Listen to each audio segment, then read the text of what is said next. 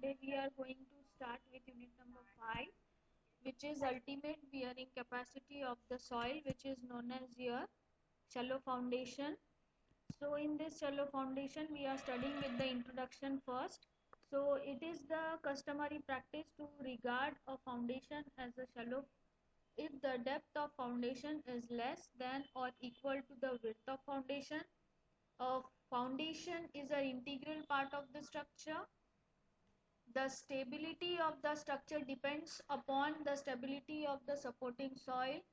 The two important factors that are considered are the foundation must be stable against shear failure of the supporting soil. The foundation must not settle beyond a tolerable limit to avoid the damage to the structure. So it means that foundation is said to be shallow when the depth of foundation is less than the width of footing. Means this width of footing and this depth of foundation should be less. So two criteria you have to consider that this whatever soil is having the shear failure, as you know that soil fails in shear, that this foundation should support that shear failure. Second is if the settlement is there, then there will be a tolerable limit. Beyond that the soil should not settle down. There are these four diagrams. First is your plain concrete foundation. This is your step reinforced concrete foundation. This is your reinforced concrete rectangular footing or foundation, and next is your reinforced concrete wall foundation. So this is the diagram for it. And next you can see is the definition. First is your footing. A footing is a portion of the foundation of the structure that transmits load directly to the soil.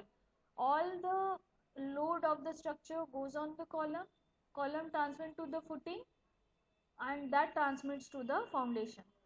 A foundation is that part of the structure which is in direct contact with and transmits the load to the ground.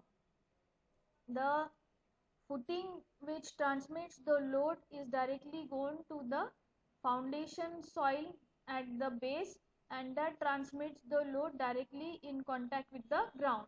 Foundation soil is the upper part of the earth mass carrying the load of the structure. Total foundation footing transmits the load to the foundation soil. The soil beneath your footing is known as your foundation soil. Next is your bearing capacity. The supporting power of the soil or rock is referred to as a bearing capacity. The strength of the soil to withstand that load which is transferred from the superstructure to the soil is called as the bearing capacity of the soil or the rock. Gross pressure intensity Q is the total pressure at the base of the footing due to the weight of the superstructure, self-weight of the footing, and weight of the earth fill. Superstructure means total structural load, self-weight means the total load of the footing, and weight of the earth fill, whatever filling you are adding inside the foundation level. Net pressure intensity, it is defined as the excess pressure or the difference in intensities of the gross pressure after the construction of the structure and the original overburden pressure.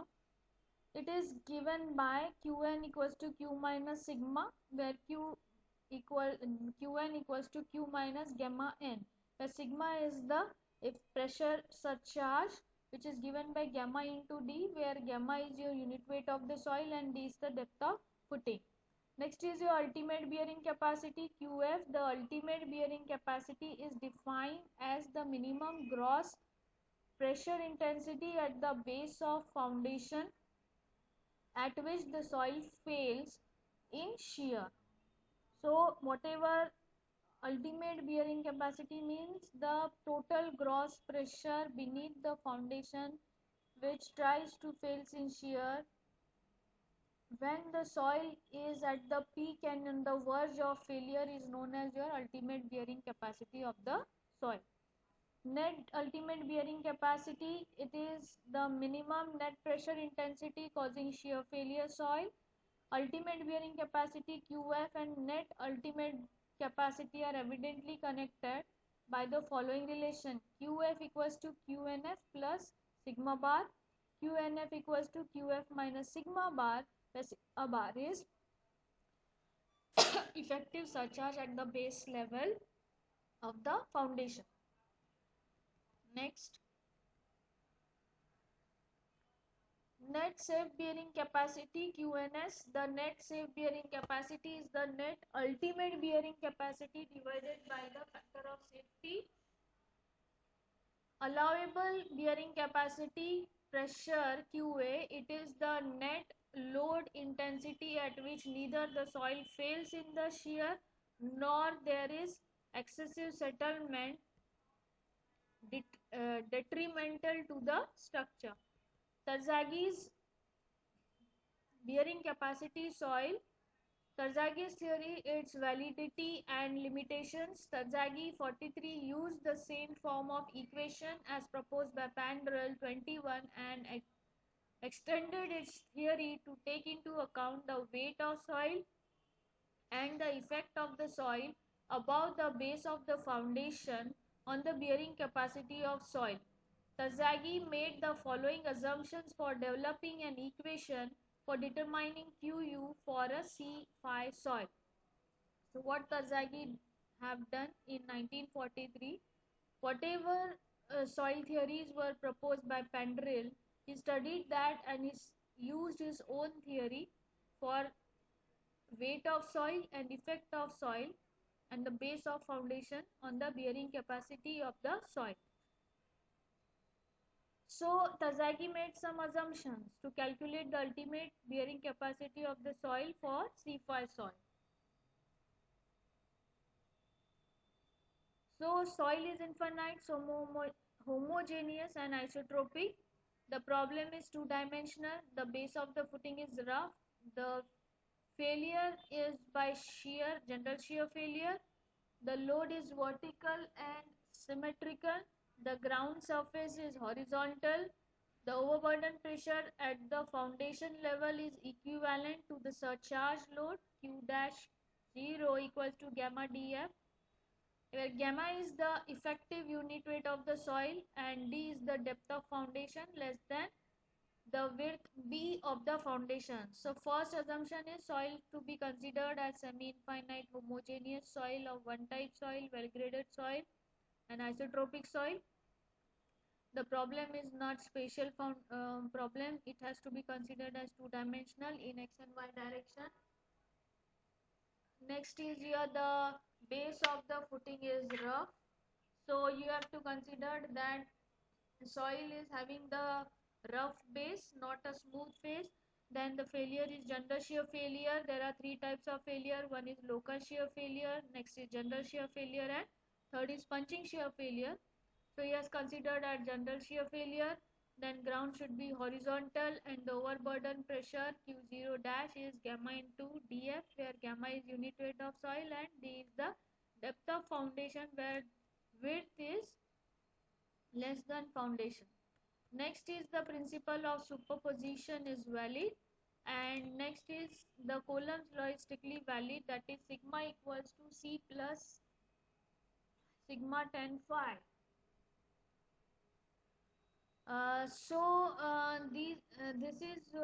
These are the assumptions, and now what you have to consider is the limitations. So the limitations are, as the soil compresses, phi changes, slight downward movement of the footing may not develop the plastic zones,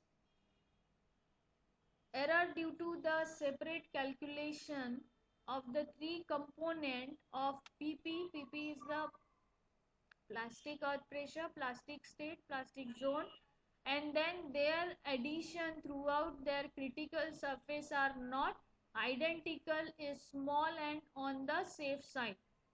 Error due to assumption that failure zones do not extend above horizontal plane. Whatever the horizontal plane is there, they are not coming above the horizontal plane through the base of the footing, increase with the depth of foundation, and hence the theory is suitable for shallow foundation only. So this is how the limitations are taken into consideration. Then let us see the mechanism of the failure. The shapes of the failure surfaces under ultimate load conditions are given in the figure 2.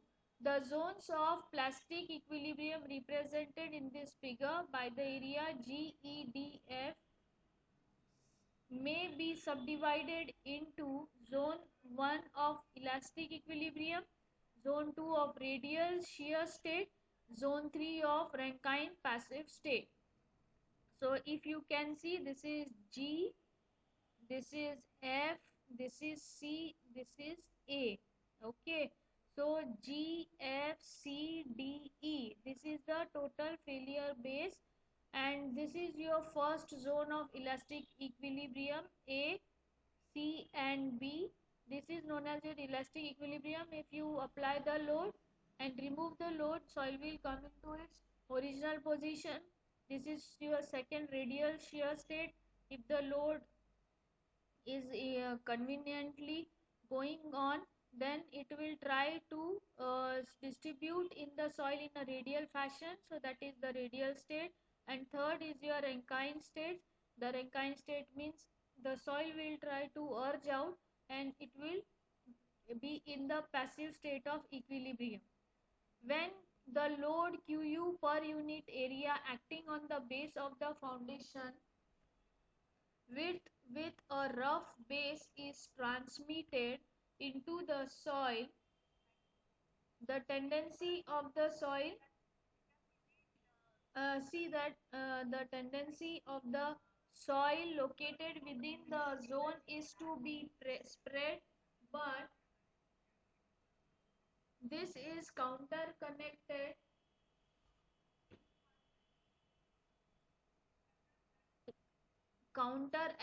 by friction and adhesion between the soil and the base of the footing. Due to the existence of this resistance against lateral spreading, the soil located immediately beneath the base remains permanently in the state of elastic equilibrium, and the soil located within the central zone 1 behaves as if it were a part of footing and sinks with the footing under the superimposed load. So you can see that if you had the load in zone 1 is to be spread, but it is having the friction and adhesion between the soil and the base of the footing, so the soil is in elastic condition. So when it tries to sink under the superimposed load, the wedge-shaped body of the soil ABC remains practically unchanged, yet the footing sinks. Footing is going to sink with the urge of the loading. The process is only conceivable if the soil located just below the point C moves vertically downwards. This is your point C, and it continues if the load is going at under the point C load only, point C only. The boundary BE of the zone of radial shear bed zone 2 is also the surface of sliding. The boundary, this is B and this is E. If this soil goes like this in the radial fashion, so this will be also the zone 2 failure of the soil. This process is only conceivable if the soil located just below the point C moves vertically downward. This is also considered when C goes downward directly. This type of movement requires that the surface of sliding CD, this is C and this is D, through the point C should start from the vertical tangent. So if you have a tangential surface here, it is said that the soil tries to fail in the point C direction only. As per the theory of plasticity, the potential surfaces of sliding in the ideal plastic material intersect each other in the point of zone of plastic equilibrium at 90 degree. Therefore, the boundary B must rise at an angle phi the horizontal provided the friction adhesion between the soil and base of the footing surface to prevent a sliding motion at the base. So this has to be maintained. The load should be in 90 degree, and this angle phi has to be maintained so that there is no sliding properly on the zone. So this is the general shear failure surface assumed by Terzaghi for strip footing. Now you can see that the sinking of zone 1 creates two zones of plastic equilibrium 2 and 3, as we have seen in the diagram, on either side of the footing.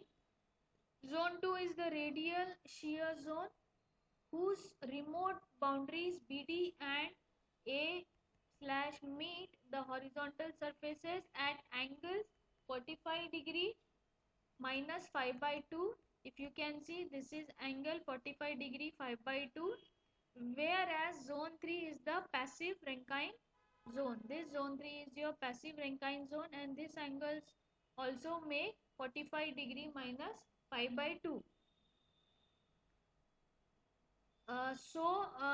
The boundaries DE and FG of these zones are straight lines, and they meet to the surface at an angle 45 to 5 by 2.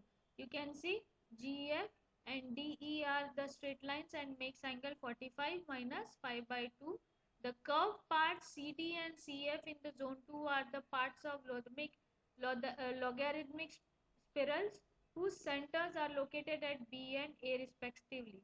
So you can see CF and CD whose centers are located at A and B respectively, which are logarithmic spirals.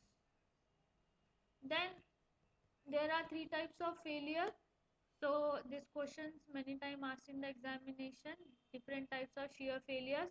So first is your general shear failure, second is your local shear failure, and third is your punching shear failure.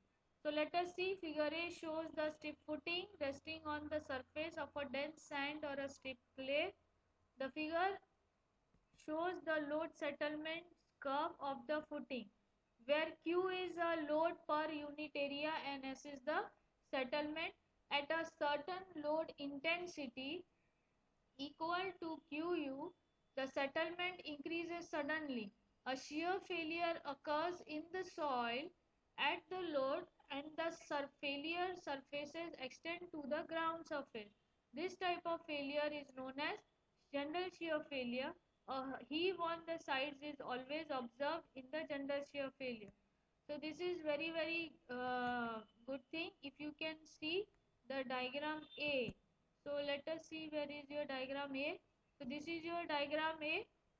Whenever there is a failure on three types, there if the soil fails, is tried to urge out here, and this bulging of soil takes place, which is known as heave. If this heave is formed, it will try to break your foundation soil. So you have to see that the heave is limited and the settlement is limited also. But if it is not so, then you have to counteract this heaves also by taking the measures for carrying out the stabilization of the soil. Ground improvement techniques of unit number 4. If you plot the graph load versus settlement, you will get certain curves, and at the tangent of this curve you can mark the local shear failure. So let us see what is general shear failure. So figure B shows a strip footing resting on a medium dense sand or a clay of medium consistency. The figure also shows load settlement curve. When the load is equal to the certain value QU, the foundation movement is accompanied by sudden jerk. The failure surfaces gradually extend outwards from the foundation as shown. However, a considerable movement of the foundation is required for the failure surfaces to extend to the ground surface. The load at which this happens is equal to QU. Beyond this point, an increase of load is accompanied by large increase in settlement. This type of failure is known as local shear failure. A heave is observed only when there is substantial vertical settlement. Let us see. This is the local shear failure. This is dotted. It means that sometimes the earth soil is going to the foundation soil, giving a heave here by substantial loading. If it is so, then it is general shear failure here, and the soil will try to bulge in this fashion. So if you can see that this is the ultimate bearing value QU and QU1, there are the two failures at load versus settlement. So punching shear failure, figure C shows a stiff footing resting on a loose sand or soft soil. In this case, the failure surfaces do not extend up the ground surface. There are jerks in the foundation at a load of QU1. The footing fails at the load QU, and at which stage the load settlement curves become steep and practically linear. This type of failure is called punching shear failure. No heave is observed. There is only vertical movement of the footing.